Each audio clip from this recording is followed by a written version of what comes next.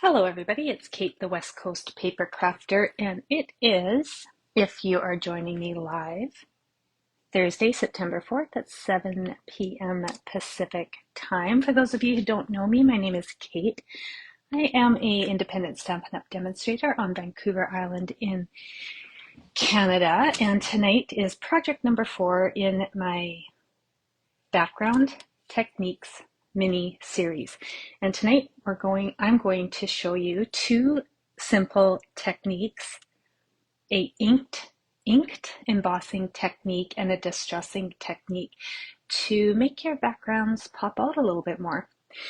So let's get started. Hey Carissa, how's it going? All right, so I will be using the Sunflower 3D embossing folder tonight.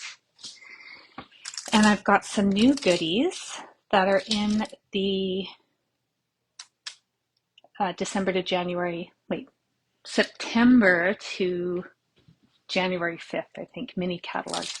They're either in the catalog or they're recently released as an online exclusive, but I've got streaked dots. I don't know if you can see them very well, but they are brown and they've got some streaks in them, obviously. Hey, Marion. Hello, Kate from Virginia. And then I've also got what's the name of it? Irregular weave trim. Now, I think both these dots and trim come with an autumn suite, but I didn't get the whole suite. I only got part of the suite. Whoops. Okay, so let's get going. It's very easy with the measurements tonight. I've got a Crumb Cake A2 card base. This is 5.5 by 8.5, scored and folded at 4.25 on the 8.5-inch side. I've got a piece of Early Espresso. This is 4 inches by 4.5 inches. I've got a piece of the two-tone Pecan Pie, and this is 3.75 by 4.25. Now, if you don't have the two-tone, regular cardstock will do. I am using the two-tone tonight for the distress technique because there's white, it's like a white layer inside the two-tone versus regular cardstock through Stampin' Up! Is dyed all the way through, so it doesn't have a white inside. But the two-tone is white on the inside, so it's kind of fun for the distressed technique that we're going to do tonight. And hi, Kathy. And then I've got Very Vanilla for the inside, which is 4 by 5.25. So this is super simple. It's going to come together really easy. And let's get started. Now, I had to roll backwards in my chair. So what we're going to do is we're going to add ink directly to the embossing folder. Now, if you have a brayer, you can use the brayer, or you can use the ink pad. I've tried it both ways, and my personal preference is using an ink pad when I'm applying ink directly to the embossing folder. But I have read some reviews that the brayer helps for a more even coverage. I don't know. I seem to do really well with just my ink pad, right? Hello, Carlene. Hello, another Kathy. And yes, Carissa, I think you're right. I think they do belong to a suite. It's called Autumn something. I don't know. All right, let's do this. So I'm just going to open up this ink pad. Now, if you're using a brayer, all you do is you roll your brayer in your ink pad and you get it nice and even coverage, and then you roll it onto your embossing folder. But I'm going to go direct to the ink pad, and oh, it's still dirty. I am going to ink on the inside of the embossing folder where the logo is. I like to call it the smooth side. It's not really smooth, but it's indented. I don't know, is the word maybe recessed? I don't know. Anyway, if anybody knows what the proper term is for that, but I'm going to add the ink to the smooth side, which means the ink is going to be applied to the space in between the sunflowers and the leaves versus the leaves. Hey, Nisha, I'm really happy to see you here. Thanks, Carissa. It's the Autumn Toil Sweet. All right, so smooth side, I like to call it, and it just means I'm going to be inking up in the negative space in between the flowers and the leaves. So I'm just going to tap my ink pad directly onto my embossing folder. until I see that I have a nice and even color. So you can see that it's picking up mostly in the spaces in between the flowers and the leaves, and that's what I want. Now you can do it both ways, but I'm going to do it this way.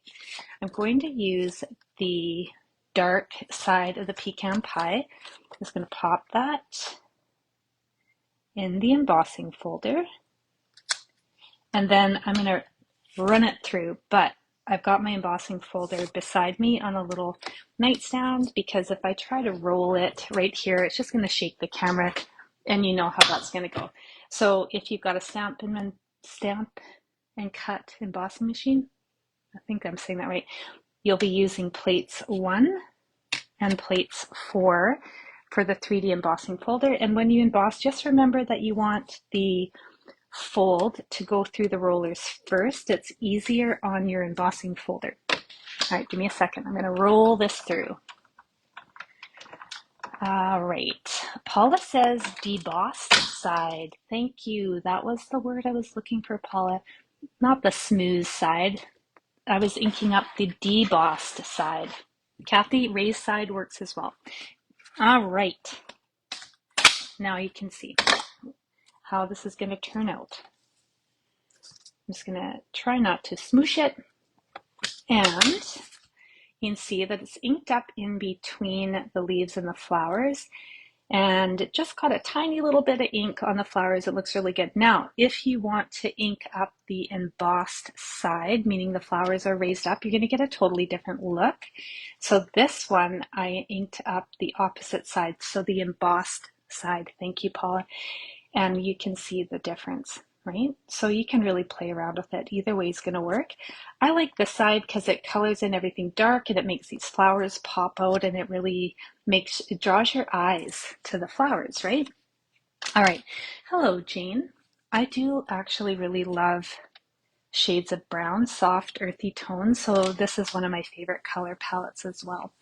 Thanks, Kathy. Okay, so now that was technique number 1 for our background, was inked embossing on the debossed side, but you can also ink up on the embossed side as well. Hey, Donna from Washington, thanks for tuning in.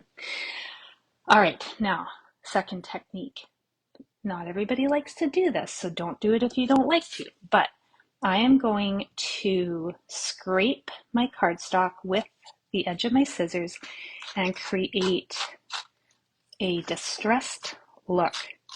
And because I'm using the two-tone cardstock, white is going to peek through. However, I will say that the two-tone cardstock feels a little more lightweight than regular cardstock, so I'm being pretty gentle while I distress it, because it feels like I could really easily rip it if I'm not paying attention. Hey Teresa, thanks for tuning in. All right, so I'm just gently scraping the edges to give it a worn, distressed look. And two-tone gives it the white edge, but like I said, you don't have to use the two-tone. It's going to look really good with regular cardstock as well. I, in fact, very rarely use my two-tone cardstock. I have some, and this is the first time in a long time that I grabbed a piece of it to do something with. I keep saving it up for scrapbooking, and then I never seem to make any scrapbooking layouts. I had big plans. September, I was going to do an in-person scrapbooking class, and now we're already at September 4th, and I don't even have a plan or a place booked. So I don't know if it's going to happen. If it's going to happen, I better start planning this weekend and get something going for the end of September. I've just been so lazy. All right, so I've gently distressed the edges. Now you can distress it as much as you like, or as little as you like, or not at all. It doesn't really matter. It's totally up to you. And then this layer is going to be matted onto our early espresso. So I'm just going to grab some glue and add that. This is going to come together really quickly. It's just super easy to do, and it's not nearly as messy as the watercolor technique we did on Monday. It requires very little cleanup. In fact, cleaning up the embossing folder, for me, I literally I just run it underneath my tap.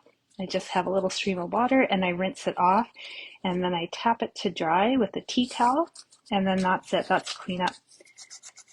All right, so I'm just gluing this down onto my early espresso. There we go. Looks like that. You can see the distressed edges. I like it. I like it. Okay, now let's add a little bit of this irregular weave trim. I'm just going to add a band of it. I haven't tried to tie it in a bow. It doesn't feel like it's going to tie very nicely in a bow, but in all fairness, I haven't tried it yet, so maybe I'll try that later. But it's going to lay down nice and flat right on the front of my card, and I'm just going to stick it down with a little bit of tear and tape on the back side of this early espresso layer. Hello, Dimity. Thanks, Dimity. I hope I'm saying that right. Thanks for tuning in. I always wonder if I'm pronouncing your name right. I'm probably not. Hey, Janice. Thanks for tuning in. Oh, you like the message on my glass mat? I heard Carissa liked it yesterday too. She mentioned it. If you can't read it, it says, today's forecast, 100% chance of ink smudge, which, you know, for me is a true story. I probably didn't need this much tear and tape, but that's okay. So I'm just going to add this to the bottom, about an inch and a bit up from the very bottom edge, give or take. All right, looking good. And now this is going to go right on the card front. But before I do that, I just want to have an idea where it's going to go. I'm not committing, so I'm not pushing down on this. I don't want the tear and tape to stick. I just want an idea of how much room I've got for stamping. So I'm going to use, oh good, Dimity, I'm saying it right. I'll remember that. I'm just going to do a little sentiment in the bottom right corner. And I just pulled out a sentiment from the last paper pumpkin I received. I can't remember what it's called, but it's got a really cute teapot in it. I'm thinking, my brain, you know how my brain is, it barely works. Oh, farmhouse florals. So there's just a little tiny sentiment that says just a note. And I'm going to add that right in the bottom.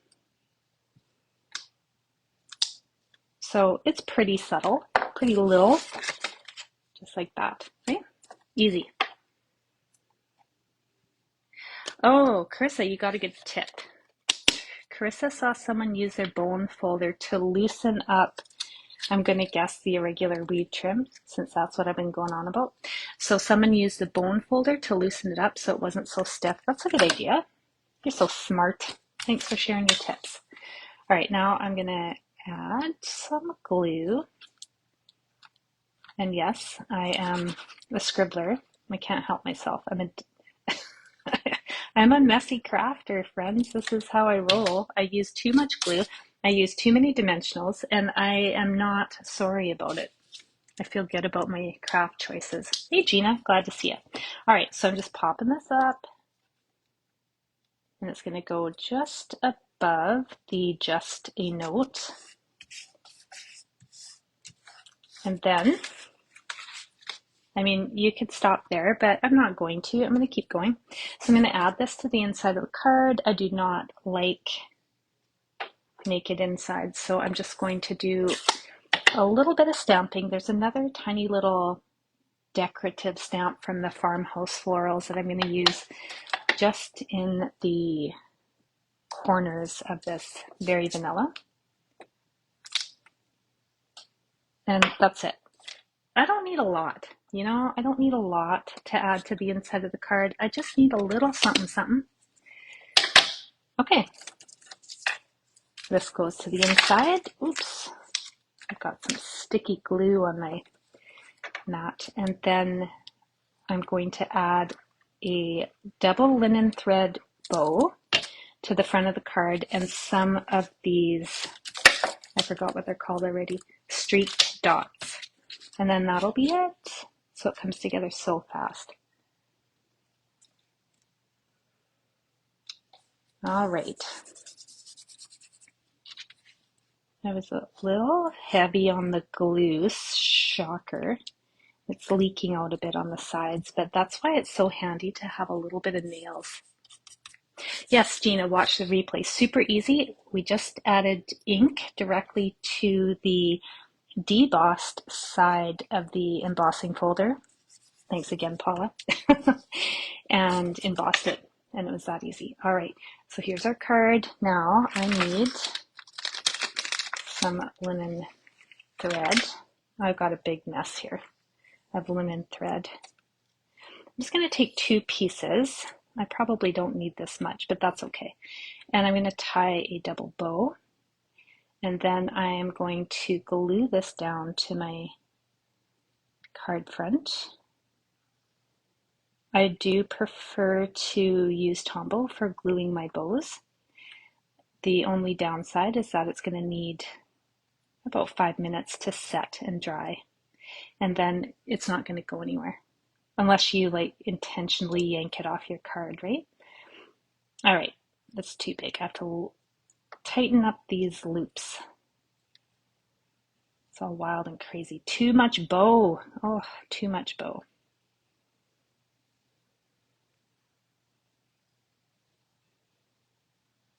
I almost have it. Okay, maybe that's good enough. It's good enough. All right, I'm just going to finagle it because, of course, there's always some finagling when it comes to my bows before I glue that down. I'm going to add some of these gems. Now, I just find this easier for storing. I just usually take my paper snips and I slice open the top of this pack. I don't open it by the sticky side. I find it easier to slide these back in when I do that. It's, I just find it easier. If I open it up by the sticky side, I feel like I'm always getting my sheet of gems stuck when I try to slide it back in. So that's why I do that. All right, I'm just going to add 3. These are really pretty, actually. They almost look like, they have a marbled look. I really like them. And they're shiny, and I do like shiny things. All right, now you're not going to see the full effect. I don't think so. But I don't know if you'll be able to tell how shiny they are. Probably not. Trust me, they look really nice. Marion, these look like your nail polish. Then you must have gorgeous nail polish on right now. Thanks, Nisha. I think it's a pretty card too, and it's really easy. See what I mean? This just slides in. I'm not messing around with the sticky back piece. Handy. Okay, last step. I'm going to glue this down. Then I'm going to let it set for about 5 minutes. So before I do that, I'll just give you another peek of this card, and then I'll show you the sample I made last night.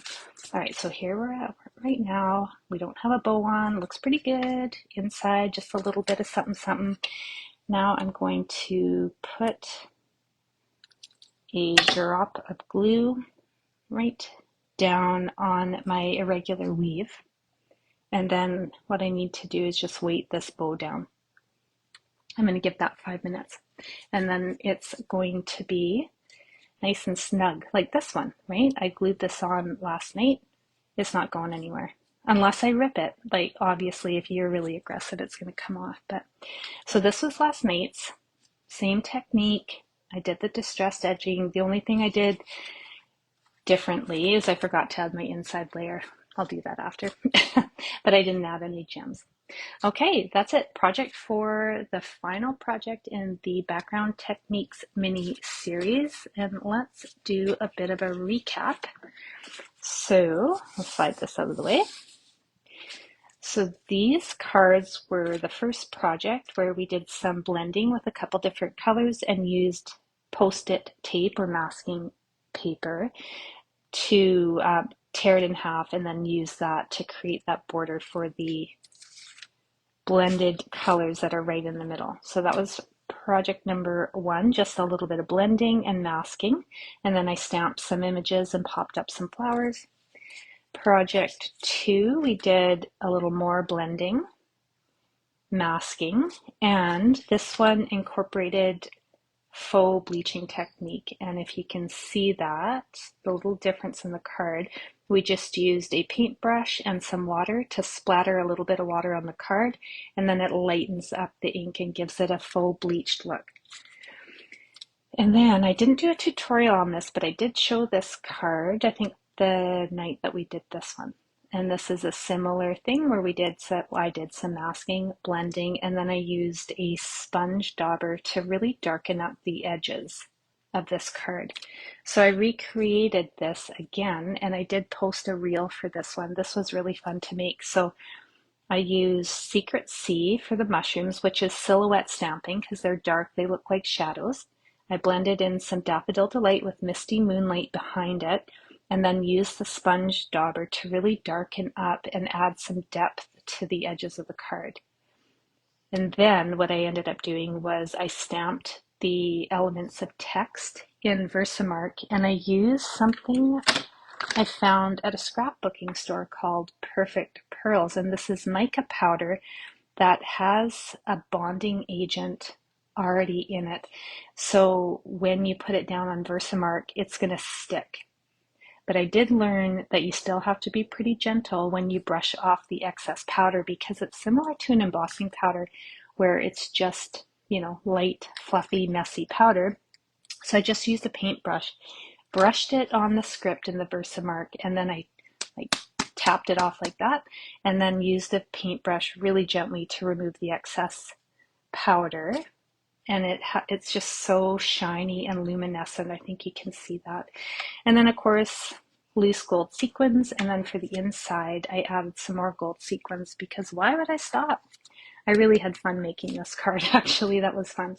And then on Monday, we did the watercolor background with the Spooky Sweet Specialty Designer Series paper class. And tonight, to end the mini series, inked embossing with distressed edges. So I hope you guys liked this mini series. I really had fun doing it. And I think we should do another mini series. I'm going to flip the camera around.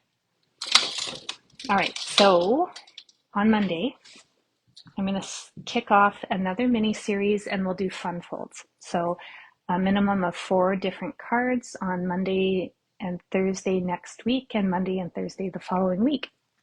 I think that'll be really fun. And then in October, I'll get back into the routine of doing a card class from home on Thursdays featuring one suite or stamp set or whatever. I need to get organized. It's been a whirlwind this summer. Yeah. All right. So news, the mini catalog has come out. If you're in Canada and you want a copy of that, I can send you a link for the PDF. I don't have any paper copies, but I've got the link for the digital copies if you would like to see what's in the mini catalog. If you order a cling stamp, it's going to be your last chance to get them because Stampin' Up! Is discontinuing the red rubber stamps. They're called the cling stamps. Apparently, it's been a pain in the butt to source that type of material, right? So going forward, after this mini catalog, you're not going to see cling stamps anymore. They're just going to be photopolymer, and they're also changing the packaging, so it's going to be easier to store things. Big changes, actually. I'm not one for change. I don't love change, but life's about changes. Hey, Catherine and Jackie, how's it going? Carissa asks how Willie's doing. Well, he's still kicking. He's really slowed down now. His tumor has grown, and he's still kicking. But we've been lucky to have almost 2 full months where he's been seemingly really normal. But we know he's on borrowed time, and how lucky were we that we got a little extra time to spend with him while he was still feeling pretty good before his tumor progressed. So for those of you who don't know, Willie is my dog. He's been my best buddy for almost a decade. And we took him in to get his annual shots to the vet in July, middle of July, and the vet found a tumor on his spleen, and it was quite large. So there was not much we could do for him at that point, except give him extra love and special dog treatment until his time comes. And that's what we've been doing. And we were really lucky because this particular type of tumor while there's not much we can do about it due to the size, it's not painful for him. So that was really lucky. But it is bigger, and he is moving around like he's pregnant. So he's a little more uncomfortable, but he's still a happy dog. Lots of wags. He wants to go for walks. Yeah, so we're lucky. We got to spend some more time with him while he's feeling good. All right, so that is that. I'm going to sign off. And, oh, one thing I did forget, if you're my customer in the month of September, my friend Tanya, the Canadian Stamper, and I have re-released a Magical Fun Folds class that we did last December. So if you're my customer this September and you haven't previously purchased the Magical Fun Folds class from myself or Tanya, then you're going to get that as a customer appreciation gift this month. I've got a little sneak peek of one of the cards that we made in the Magical Fun Folds. It's a slimline shutter card, I think. I can't remember the name of it, but it's pretty fancy. It stands up. That's one of the designs. So there's 4 designs. A little more challenging fun folds that myself and Tanya designed. And if you're my customer, you're going to get access to the private tutorials and the PDFs, but they don't come with kits. It's just the class and the PDFs. Yeah, Carissa, you did that class. That's right. So anyway, that's what's happening this month. And then we'll see what's next. I don't even know. Thanks everybody for tuning in. If you're catching me on a replay, if you're watching it on YouTube, you're going to find the measurements right in the description of the video. Say hello, tell me where you're from. And a little bit later tonight, I'm going to post a picture of this card with a link to the replay in the comments. So if you did craft along, it's a perfect place to share your projects. I love to see what you make.